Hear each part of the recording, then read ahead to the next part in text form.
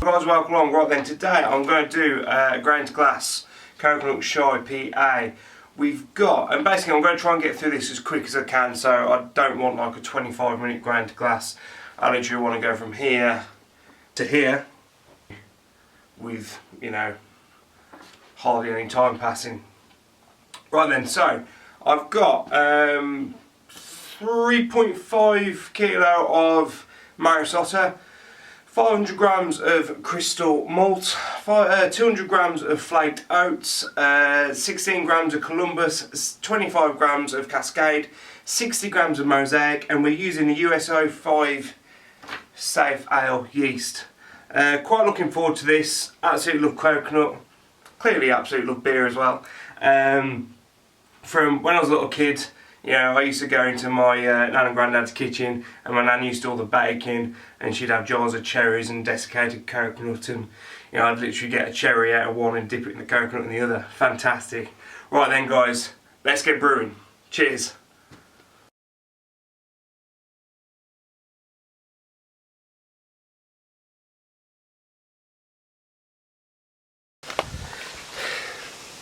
Okay, so second brew, and the punch failed.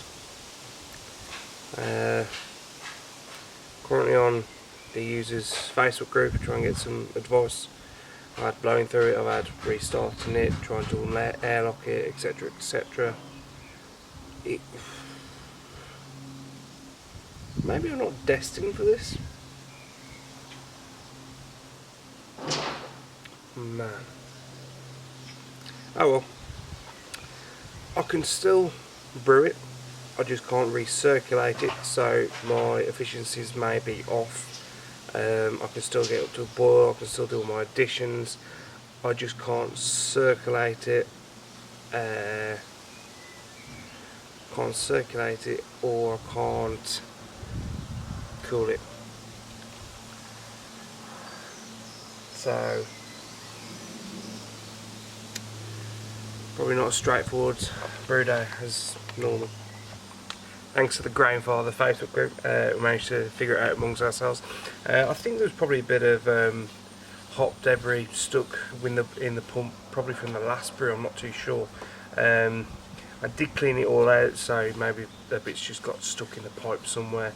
So all I did was get my CO2 tank, take off the ball lock connector, thread the tube up into that, and I just turned it on, and I mean, yeah, okay, I nearly blew the lid off the Grainfather, but you know, so yeah, that's all good. We're now circulating, so this is going to make it easy to cool down, and it's going to give me better efficiencies. So we've currently got, let's have a butcher's, what we got, 36 minutes left. So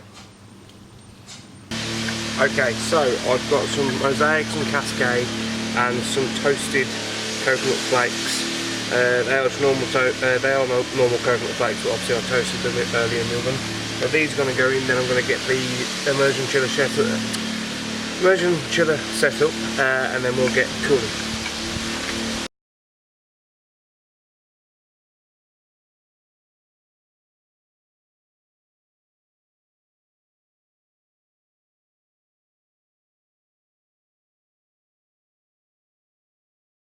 Okay, so we've got it poured, kegged.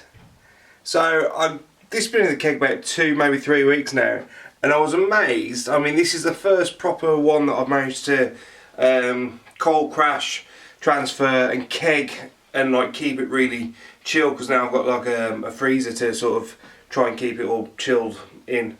And I was amazed how clear it is. Literally, it's just brilliant. So we've been drinking this standard. A couple of mates have been round, and they absolutely love it. Considering it's a brown ale, they absolutely loved it. Right, let's go on the nose. So on the nose, you got this really nice Mosaic sort of hit. Obviously I put a little bit more Mosaic in than the recipe stated, but this Mosaic just blends so well with the coconut, and it just smells really sweet, really nice. Got a 1 finger head, I've done this backwards. Right, let's go with the tongue.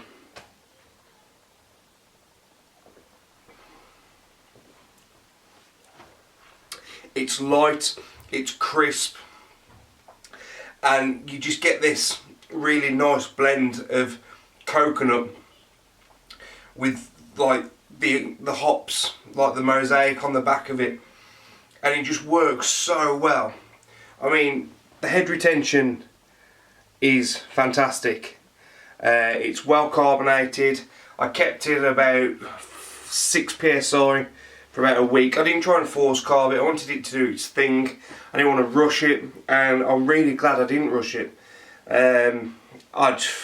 This is definitely one of my favourite beers that I've ever brewed.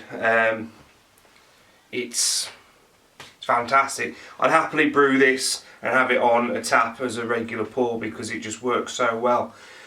The only thing I would say is the coconut taste drops very quickly.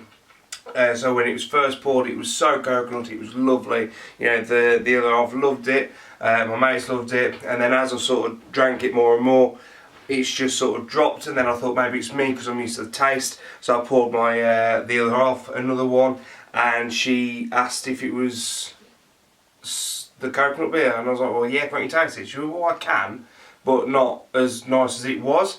So maybe more coconut to be added, or maybe it's just one of those ones that you've got to drink fresh. Obviously, fresher the better. Maybe coconut in a muslin bag inside the corner, so it sort of soaks it up, but maybe that'll be too much coconut. I don't know. Maybe, you know, a few experiments would be done with it. I mean, I'll happily brew this regularly because it's just such a nice summer beer. It's brilliant. Absolutely love it. Right guys, so I don't know yet until I edit this video of how quick this grain to glass has been. I'm hoping quite quick.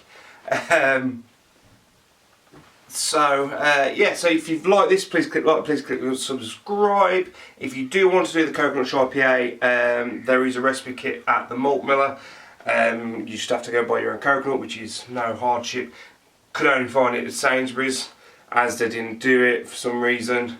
Morrison's I couldn't get it, and Tesco only do desiccated, whereas Sainsbury's do the flake. So I'll leave that one with you. Yeah, if you like this, please click like, please click subscribe, and I will see you beautiful on the next one. Cheers.